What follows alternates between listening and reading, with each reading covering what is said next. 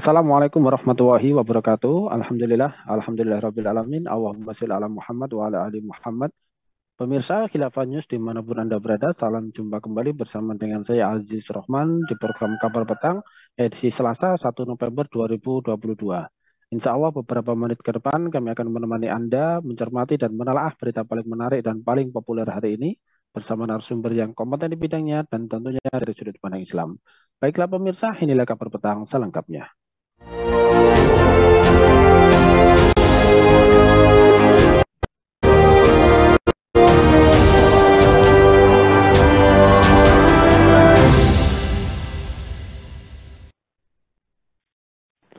Pemirsa, Menko Kemaritiman dan Investasi Luhut Bin Sarpanjaitan mengungkapkan saat ini banyak negara-negara besar yang meminta bantuan kepada Presiden Joko Widodo terkait perdamaian dunia. Padahal menurut dia, Jokowi dulunya hanyalah seorang tukang kayu. Di G20 nanti, itu akan terjadi banyak sekali negara yang minta tolong ke Presiden Jokowi dan sekarang sedang terjadi untuk perdamaian dunia. Kata Luhut kepada wartawan di Ciputra, Artpreneur, Kuningan, Jakarta Selatan, Sabtu 29 Oktober 2022 yang lalu.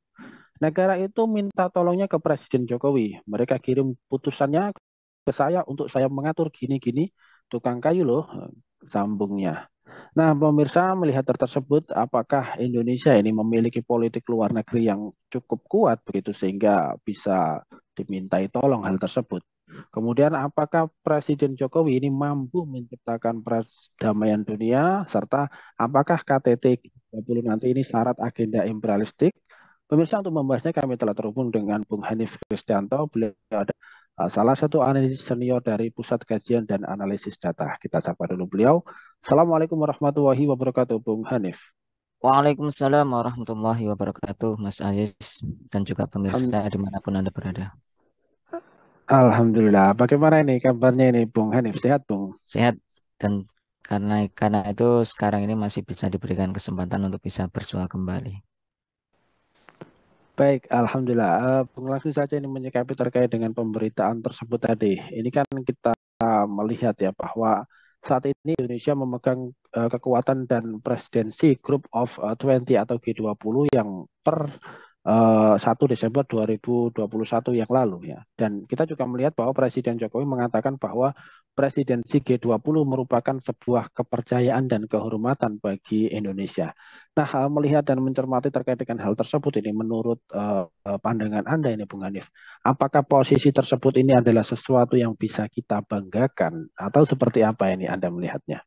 Ya, sebelum lebih jauh ke situ, memang kita juga perlu tahu ya sebetulnya apa sih G20 yang seolah-olah ini kan menjadi kampanye besar ya Indonesia ya. Bahkan ketika Hari Kemerdekaan kemarin pun ya logo G20 ini juga tampil di semua media ya, baik itu banner, umbul-umbul dan sebagainya ya.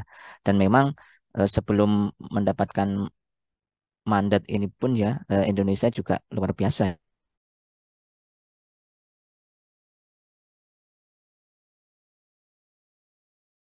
naik kelas ya. Mendukung kerjasama multilateral yang terdiri dari 19 negara utama dan Uni Eropa yang memiliki kelas pendapatan menengah hingga tinggi ya. Nah, negara berkembang hingga negara maju ya, anggotanya terdiri dari negara-negara. Saya lanjutkan kembali ya bahwa eh, ketika Indonesia ingin naik kelas, ini kan kita coba bisa amati dari eh, struktur keanggotaan ini ya, yang terdiri dari negara berbagai kawasan ya, misalnya ada Amerika, Kanada, Meksiko, Argentina, Brasil, Inggris, Jerman, ya Italia, Prancis, Rusia, Afrika Selatan, Arab Saudi, Turki, Tiongkok, Jepang, Korea Selatan, India, Indonesia, Australia, dan Uni Eropa. Dan memang Indonesia ini menjadi satu-satunya negara ASEAN yang mengikuti atau menjadi anggota di G20 ini. Nah, sekali lagi, ini sebetulnya juga kita patut waspada ya, bukan berarti kita berbangga ya dengan agenda ini atau kita menjadi presidensi G20. Nah, sebab negara-negara kapitalis global ini tentu tidak akan menyia-nyiakan peluang dan kesempatan besar untuk mengerek Indonesia berperan lebih banyak dalam mewujudkan kepentingan mereka. Apa? yakni menyuplai kebutuhan perekonomian negara kapitalis. Nah, ini ya. Dan sekali lagi apa yang disampaikan seperti pujian ataupun sebagai dorongan untuk menjadi negara yang naik kelas ini biasanya hanya kamuflase ya dari pertumbuhan ekonomi. Nah, sebab yang masih menjadi tolok ukur ini kan produk domestik bruto ya. Nah, ini dalam terkait pertumbuhan ekonomi yang sesungguhnya tidak menggambarkan tingkat kesejahteraan setiap individu penduduk. Nah, pertemuan tersebut juga hanya dihitung berdasarkan jumlah rata-rata ya, sehingga penduduk berpenghasilan tinggi dan rendah jumlahnya sangat timpang. Karenanya sekali lagi yang menjadi catatan penting dari sini ya, ini posisi Indonesia meskipun jadi presidensi G20 bisa jadi ini menjadi lahan baru ya untuk ya mengeruk kekayaan dari Indonesia. Seperti itu, Mas Aziz. Ya, baik. Lantas selanjutnya ini, sebagaimana yang disampaikan oleh Pak Luhut tadi kan, beliau mengatakan bahwa banyak dari negara-negara yang meminta tolong kepada Indonesia untuk berperan di dalam perdamaian dunia. Nah, Anda melihat hal tersebut ini seperti apa, Bung Hanif? Apakah Indonesia ini memiliki politik luar negeri yang cukup kuat ya, sehingga kemudian mampu untuk melakukan aksi-aksi nyata melahirkan terobosan-terobosan besar guna perdamaian dunia? Seperti apa ini Anda melihatnya? Nah, ini menarik tadi ya kalau kita kutip dari berita tadi ya, bahkan Pak Luhut sempat menyebutkan tukang kayu dan sebagainya. Iya. Kemudian Pak Luhut itu mengatur apa begini dan begitu untuk bisa bertemu dengan Presiden Jokowi. Ini menjadi satu indikasi besar ya bagaimana sebetulnya juga tidak hanya warga dunia tadi ya negara dunia berharap pada Presiden Jokowi, tapi juga rakyatnya juga berharap pada Presiden Jokowi yang juga peduli kepada rakyatnya juga jangan dilupakan. Itu yang paling penting ya sebelum kita bicara pada aspek perdamaian dunia. Nah, kita juga harus paham bahwa perdamaian dunia itu membutuhkan tidak tidak sekedar kekuatan dari sisi diplomasi ya, lebih dari itu juga adalah kekuatan sistem ekonomi dan politik. Nah, khususnya dalam politik luar negeri. Nah, Indonesia sendiri kan kita kenal dengan politik yang bebas aktif ya. Artinya bebas untuk menggalang perdamaian di dunia-dunia dan juga eh, tidak mencampuri urusan ya negara lain. Nah, itu yang ada saat ini. Nah, terkait dengan terobosan perdamaian dunia ini yang seperti apa yang kita inginkan kan begitu ya. Apakah dengan mengirimkan pasukan perdamaian bersama PBB itu yang juga menjadi persoalan. Atau yang kedua apakah dengan mengunjungi negara yang konflik sebagaimana pernah dilakukan oleh Presiden Jokowi mengunjungi Ukraina dan Rusia yang saat ini juga konflik ya. Yang nyata-nyata setelah beliau pulang ke Indonesia itu juga konflik masih terjadi. Nah, atau juga di negeri-negeri Muslim misalnya, kalau kita lihat misalnya di Palestina, di Afghanistan, atau juga di Myanmar misalnya begitu. Nah, karenanya eh, kalau kita lihat di sini, tampaknya Indonesia masih belum mampu ya memiliki terobosan untuk perdamaian dunia. Nah, sebabnya Indonesia masih berada di bawah pengekor ya dari negara-negara kapitalisme global yang mereka secara ideologi itu memiliki kekuatan atau pengaruh di dunia kan gitu ya. Nah, jangankan berbicara terkait dengan perdamaian dunia gitu ya. Kita bicara terkait dengan nilai mata uang rupiah ya kan di dunia saja kadang-kadang masih di bawah dolar misalnya begitu ya. Ini kita apalagi ini kaitannya dengan diplomasi-diplomasi yang membutuhkan kecakapan politik. Nah, dan kalau kita amati dalam konstelasi global ya, kalau kita tidak bersekutu, nah bahkan itu kalau itu negara itu menjadi sendiri misalnya bermain dalam perdamaian dunia ya tidak akan pernah terwujud perdamaian itu karena konflik itu tercipta ya karena kepentingan ya sekutu satu dengan sekutu yang lain yang semua itu saling berebut kepentingan dan kekayaan alam. Seperti itu, Mas. Ya, baik. Ini kalau kita telah lebih jauh dan lebih mendalam lagi terkait dengan perdamaian dunia dan juga kapasitas dari Indonesia sendiri, Anda melihatnya seperti apa ini untuk presiden sekarang ini, terutama Presiden Jokowi? Apakah beliau ini memiliki satu kemampuan kapasitas untuk melawan ketidakadilan dan penjajahan global dengan ikut serta Indonesia berperan di sana atau seperti apa ini? Iya, ini menarik ya kalau kita lihat dari sosok Presiden Joko Widodo kan begitu ya. Nah, Ya. memang tadi kalau kita kutip dari berita tadi, saya juga sempat agak ini ya, tertarik juga ini. Aduh, Pak Luhut menyebut tukang kayu kan gitu ya. Nah, tapi memang semua boleh dari apapun latar belakangnya, tapi kalau dia sudah menjadi seorang pemimpin, artinya dia harus meningkatkan kapasitas dan kelasnya ya juga sebagai pemimpin, tidak lagi berpikir sebagai tukang kayu tadi ya gitu loh ya. Nah, kita coba telaah satu persatu ya. Jadi saya ingin mengambil contoh dari terkait dengan tindakan Indonesia kepada Palestina, kan begitu ya. Nah, Indonesia, kalau saya amati melalui Kementerian Luar Negeri ya, Bu Retno dan sebagainya, melalui forum-forum dunia itu juga menginginkan perdamaian di Palestina ya. Bahkan tidak jauh beda menginginkan yang sama dengan PBB, yakni solusi dua negara, artinya berdampingan antara Palestina dengan Israel. Nah, kita bicara kaitannya dengan perdamaian dunia pun juga masih terkungkung dalam rumah besar Perserikatan Bangsa-Bangsa kan begitu ya. Nah, pertanyaannya apakah Pak Jokowi mampu ya melawan kekuatan besar yang berhimpun dalam PBB ya. Sementara kalau beliau sendiri misalnya atas nama Indonesia katakan ya tentu jelas tidak mampu kan begitu ya. Ya, tanpa ada dukungan negara-negara yang lain karena terkait dengan ketidakadilan dan penjajahan global ini kan mereka memiliki kekuatan persenjataan ya, kekuatan ekonomi dan sebagainya. Misal ya ini misal saja ya. Indonesia mengirimkan tentara ke Palestina ya untuk melawan hegemoni Israel. Nah, itu berapa banyak biaya yang dibutuhkan misalnya begitu ya. Ya. Kemudian uangnya dari mana? Kok saya khawatir nanti jangan-jangan ngutang lagi ya dengan alasan ini mengirimkan pasukan nambah utang lagi, nambah utang lagi. Amerika sendiri ya dalam perang global ya baik itu di Afghanistan, di Irak dan di beberapa negara muslim yang lain itu sudah menghabiskan dana yang luar biasa, bahkan melebihi dana APBN kan begitu. Nah, ini yang perlu kita pahami juga ya, karenanya ya kita masih menunggu komitmen Presiden Jokowi untuk mampu membuktikan itu ya dalam melawan ketidakadilan dan penjajahan global. Nah, dan jangan dilupakan juga Indonesia ini juga masih di dalam hegemoni dan penjajahan global gitu loh. Nah, mampukah Presiden Jokowi secara pribadi yakni kepala negara ini menolak ya penjajahan dan ketidakadilan itu untuk Indonesia, apalagi untuk negara-negara yang lain. Nah, begitu Mas. Ya, baik, menarik ya. Sebagai rakyat Indonesia, pasti rakyat Indonesia sangat mendukung ya untuk presidennya memimpin perdamaian dunia. Tetapi apakah sudah layak? Gitu. Ini menjadi satu pertanyaan atau renungan kita bersama.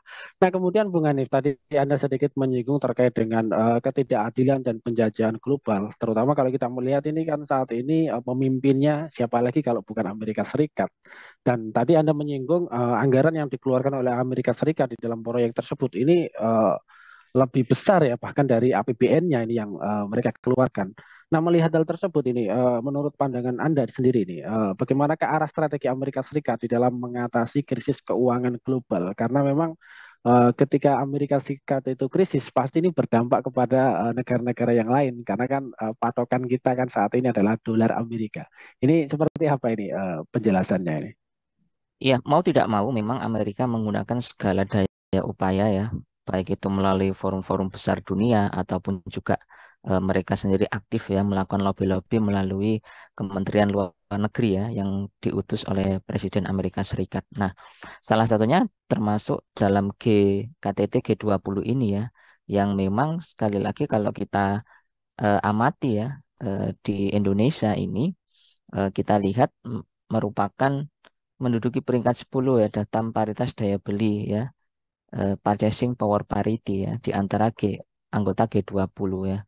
Bahkan menurut proyeksi PricewaterhouseCoopers ya, peringkat PDB paritas daya beli Indonesia ini akan naik nah kelima. Nah, bahkan ya tidak heran kalau di setiap kesempatan Presiden Jokowi juga bangga menyebut perekonomian Indonesia berada di peringkat ketujuh ekonomi dunia. Nah, ketika ini ya sekali lagi ke krisis keuangan global ini kan melanda ketika penerapan ekonomi kapitalisme yang sebetulnya dari ekonomi kapitalisme ini kan ditopang oleh penjajahan. Nah, termasuk ke negeri-negeri kaum muslimin. Nah, termasuk juga di Indonesia. Nah, kalau kita amati dari sini ya, pangsa pasar yang besar, kemudian daya beli Indonesia itu naik ya. Nah, otomatis ini kan menjadi peluang ekonomi ya. Selama ini Indonesia sekedar penyedia bahan mentah ya, bukan barang jadi yang itu memiliki nilai ekonomi ya. Meskipun itu juga ada beberapa fakta. Nah, namun negara-negara di sini, khususnya Amerika, ini tidak akan tinggal diam ya. Bahkan melalui apa ini ya pengaturan ekonomi dunia dan dominasi dolar ini juga tampaknya Amerika juga nanti akan kelimpungan ya. Rusia ini kan sudah menstandarkan uangnya rubel itu dengan emas kan gitu ya. Nah, nah sedangkan dolar juga belum. Nah, ini juga menjadikan eh, terkait dengan keuangan global itu juga akan bandulnya akan beralih ya bisa-bisa ke Rusia. Nah, karenanya Amerika di sini memiliki kepentingan untuk memiliki pangsa pasar baru dan juga untuk mencari teman baru kan gitu ya. Karena memang ya G20 itu kan sebenarnya diperuntukkan untuk negara-negara ya kapitalis global gitu loh ya. Nah, ini yang kalau kita cermati dari struktur keanggotaan G20 tadi ya, yang meskipun Indonesia itu satu-satunya dari ASEAN, tapi belum tentu ya. Indonesia itu memiliki kapasitas yang bisa jadi apakah Indonesia melebihi kapasitas Singapura ataupun Brunei dan sebagainya. Nah, ini kan juga masih perlu tanda tanya kan begitu ya. Nah, karenanya ya penting bagi kita bahwa ini arah Amerika, salah satu ya arah Amerika untuk menyelamatkan dirinya dari krisis keuangan global ya dengan mencari lahan baru, mencari partner baru dan terus menghegemoni ya negara-negara yang berada di sekutu mereka ya termasuk juga Indonesia ini menjadi partnership ya dari Amerika. Seperti itu. Ya, baik, menarik Bung ini ketika Anda sedikit menyinggung terkait dengan G20 ini. Untuk pertanyaan terakhir ini dengan berpijak pada konstelasi geopolitik G20 tadi ya, sebagaimana yang sudah Anda jelaskan. Lantas ini sebenarnya bagaimanakah posisi Indonesia saat ini? Ya, apakah sudah cukup kuat begitu? Kemudian bagaimanakah strategi G2 agar Indonesia ini mampu melawan imperialisme dan penjajahan global ini? Iya, kalau kita lihat dari posisi Indonesia ya berdasarkan G20 ini ya sebetulnya eh, kita bisa mengamati ya bahwa satu ya Indonesia itu menjadi pasar baru ya dari kancah global ya kekuatan pasar baru yang dimaksud tentu bukan sebagai pemain utama pasar gitu ya tetapi pengisi dan penyedia kebutuhan pasar global dari potensi sumber daya alam yang dimiliki Indonesia itu posisi yang pertama. Kemudian yang kedua ya, Indonesia sekali lagi ini kan memiliki bonus demografi pada tahun 2030 ya, yang penduduk usia produktif itu akan lebih mendominasi dibanding usia tua ya. Bahkan di 2050 ya jumlah penduduk Indonesia diprediksi eh, tembus 300 ya kekayaan sumber daya alam yang melimpah ya kerjasama dan investasi gitu ya.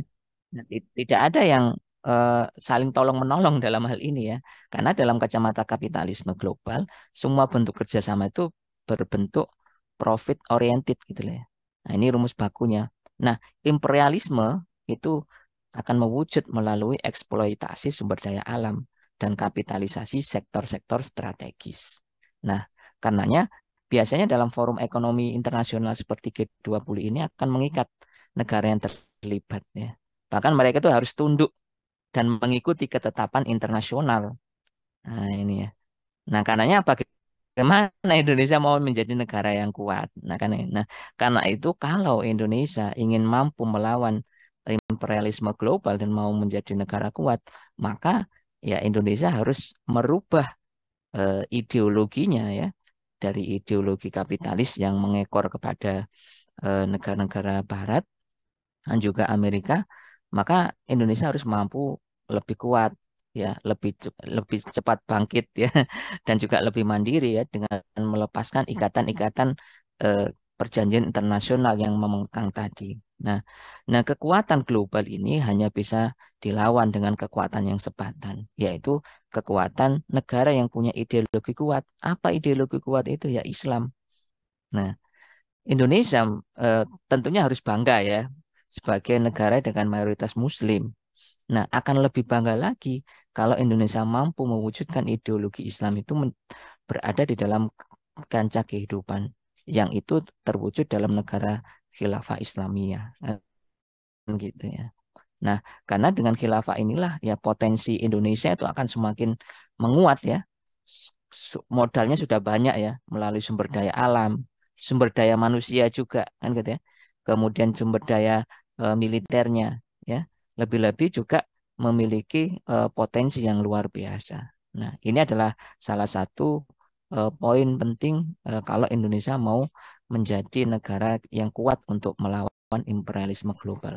Tanpa itu ya mustahil ya Indonesia mau menyaingi mereka negara-negara imperialis global itu. Nah, karenanya kami menyerukan ya kepada penguasa negeri ini khususnya terlebih ya Presiden Joko Widodo ya dan juga barangkali Pak Luhut yang menjadi perantara tadi ya dengan negara-negara yang ingin mendapatkan eh, perdamaian di dunia, maka tiada lain untuk mengambil ideologi Islam ini di dalam bernegara. Seperti itu, Mas.